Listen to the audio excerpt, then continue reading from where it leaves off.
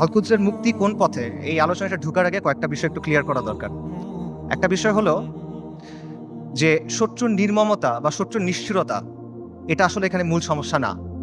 কারণ এর চেয়েও নির্মম, এর চেয়েও নিষ্ঠুর ঘটনা আমাদের ইতিহাসে ঘটছে, এই উম্মার সাথেই ঘটছে। প্রথম ক্রুসেডের কথা চিন্তা করেন, যখন ক্রুসেডাররা জেরুজালেম দখল করে নিল 1099 সালের জুলাইয়ের 15 তারিখ, আজকে থেকে 925 বছর আগের কথা। খ্রিস্টান ইতিহাসবিদরা লিখছে যে তারা এমনভাবে ম্যাসাকার করছে যে রাস্তায় কিছু কিছু জায়গায় পায়ের গোলারি পর্যন্ত মানুষের রক্ত ছিল, আর কিছু কিছু জায়গায় রক্ত ছিল হাঁটু পর্যন্ত, মুসলিমদের রক্ত। এবং তারা জেরুজালেম পর্যন্ত যাওয়ার সময় যতগুলো শহর পার হয়েছে প্রত্যেকটা শহরে ম্যাসাকার করছে, রেপ করছে, লুট করছে, আর্সন করছে, আগুন লাগাই দিছে। এবং এখানেই শেষ না, তারা ক্যানিবালিজম করছে। ক্যানিবালিজম বুঝছেন? মানুষের মাংস খাওয়া।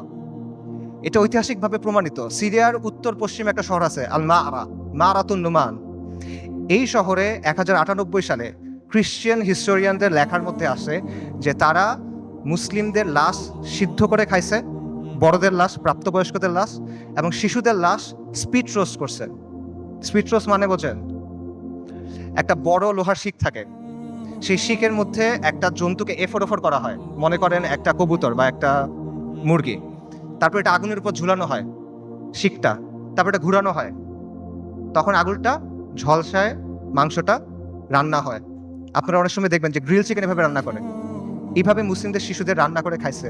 আমি বানায় বলতেছি না। ক্যানিবলস অ্যান্ড ক্রুসেডার্স একাডেমিক পেপার আছে, খুঁজে দেখেন, সেখানে প্রাইমারি সোর্স দেওয়া আছে, 12টা খ্রিস্টান সোর্স থেকে এটা প্রমাণিত। এই ঘটনা আমাদের সাথে ঘটছে। তাতারদের কথা চিন্তা করেন, বলা হয় যে মঙ্গলরা যখন বাগদাদ আক্রমণ করছিল 40 দিন পর্যন্ত মুসলিমদের হত্যা করছে। দজলা নদীর পানি লাল আর কালো হয়ে গেছে। লাল হলো মুসলিমদের রক্তে, কালো হলো সবকিছু পুড়াই দিছে, ছাই গিয়ে নদীর পানিতে মিশছে, পানি কালো হয়ে গেছে। নবী সাল্লাল্লাহু আলাইহি ওয়াসাল্লামের সময়ের কথা চিন্তা করেন। খাব্বাব ইবনে আরাদ রাদিয়াল্লাহু তাআলা আনহু, তিনি রাসূলুল্লাহ সাল্লাল্লাহু আলাইহি ওয়াসাল্লামের সাথে এসে যখন কথা বলতেছেন, রাসূলুল্লাহ বলতেছেন যে তোমাদের আগে এমন উম্মাত ছিল যাদের হাড় থেকে মাংস লোহার চিরুনি দিয়ে আলাদা করা হয়েছে, তাদের মাথা থেকে দ্বিখণ্ডিত করা হয়েছে, এবং সাহাবীদের উপর তো অনেক অত্যাচার নির্যাতন হয়েছে, এটা আমরা জানি। কাজে অত্যাচার নির্যাতন এটা এখানে মূল ইস্যুটা না। আমার কথা ভুল বুঝবেন না, আমি বলতেছি না যে আমাদের গাজ্জার ভাই বোনরা তারা যেই কুরবানি করতেছেন, যে কষ্ট করতেছে, আমি এটা ডাউন প্লে করতেছি না। I am saying this just to put this things into perspective. মানে বিষয়টা বোঝা যে এইটা আগে ঘটেনি এমন না, এরকম ঘটনা আগেও ঘটছে। সমস্যা এখানে না, সমস্যা অন্য জায়গায়। সমস্যাটা হলো যে ক্রুসেডারদের সময় যখন আগ্রাসন হয়েছে, তাতারদের সময় যখন আগ্রাসন হয়েছে, তখন মুসলিমরা ক্রুসেডারদের সামরিক শক্তিকে সমীহ করত। তারা তাতারদের যে হিংস্রতা, এটা নিয়ে কনসার্ন ছিল, কিন্তু ওদের নিয়ে ফ্যাসিনেশন ছিল না, তাদের নিয়ে মুগ্ধতা ছিল না। আপনি তাদের লেখা যদি পড়ে দেখেন, দেখবেন যে ক্রুসেডের সময় যেসব মুসলিম হিস্টোরিয়ানরা লিখছেন, তারা ক্রুসেডারদের নিয়ে মজা করতেছে যে তাদের কাজকর্ম এমন কেন, তাদের বিশ্বাস এমন কেন, তাদের কালচার এমন কেন। তাতারদের সময় একটা বিখ্যাত ঘটনা আছে, অনেক আলেমদের আলোচনায় শুনবেন, যে হুলাকু খানের মেয়ে, বলা হয় হুলাকু খানের মেয়ে, তাতারদের নেতার মেয়ে বাগদাদ শহরে বের হয়েছে। সে একজন আলেমকে দেখছে, তাকে গিয়ে প্রশ্ন করতেছে, এই তোমাদের কোরআনে না লেখা আছে আল্লাহ তোমাদের বিজয়ী করবেন, আল্লাহ তোমাদের কর্তৃত্ব দিবেন, তোমরা সম্মানিত হবা? আর এটা কোরআন তো ভুল, কারণ আমরা তোমাদের উপরে কর্তৃত্ব করতেছি, তোমরা আমাদের অধীনস্থ।